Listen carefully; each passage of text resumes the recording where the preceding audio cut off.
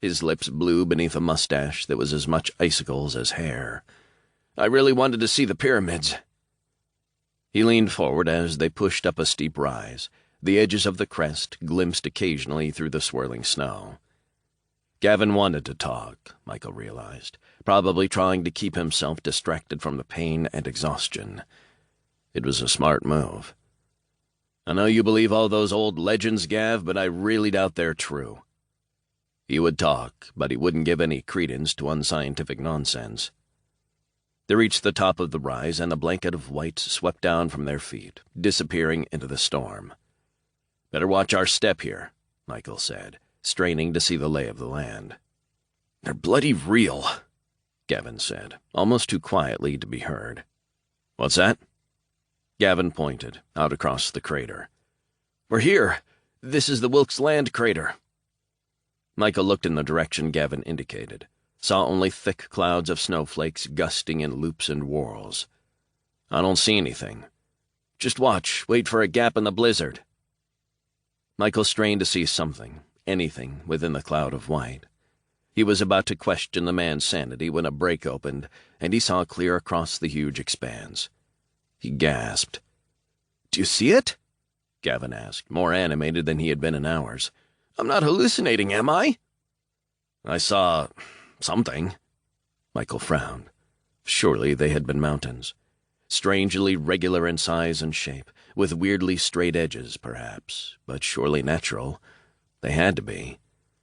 "I think the storm is passing," Gavin said. He appeared to be correct. The two men stood at the ridge, patient as the howling wind dropped to patchy gusts over the course of a few minutes, then to little more than an intermittent breeze.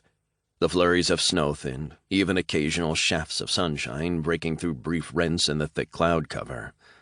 After a few more minutes, the blizzard had stopped completely, and they stood staring across a wide bowl of featureless white.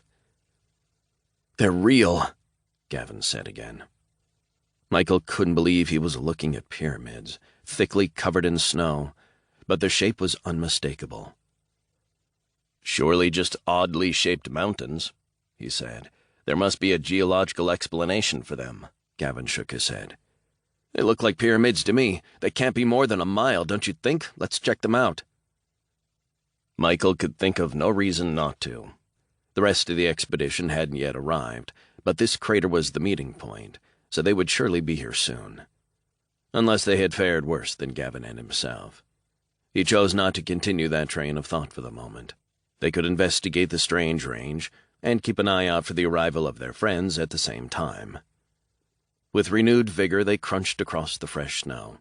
As they approached the pyramids, looming high above them, Michael still couldn't tell if they were man-made or not. The edges revealed themselves to be less regular under the snow as they neared, the overall shape less defined up close. But was that the natural weathering of a man-made shape over millennia? Or had Mother Nature's hand sculpted a natural, vaguely pyramidal shape into something more refined? "Look there," Gavin pointed. An opening lay shadowed against the relentless white. It appeared to be a cave of some kind, a fissure in the rock heading into darkness.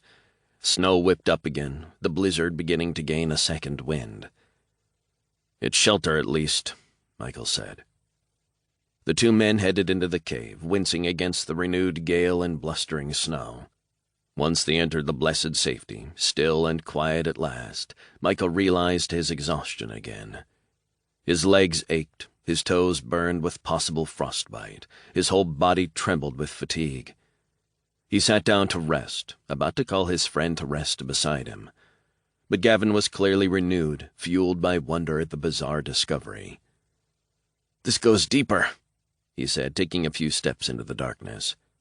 He pulled out a flashlight, the remarkable portable device invented by David Massell only a dozen or so years previously, and shined it down the length of the shadowed passage.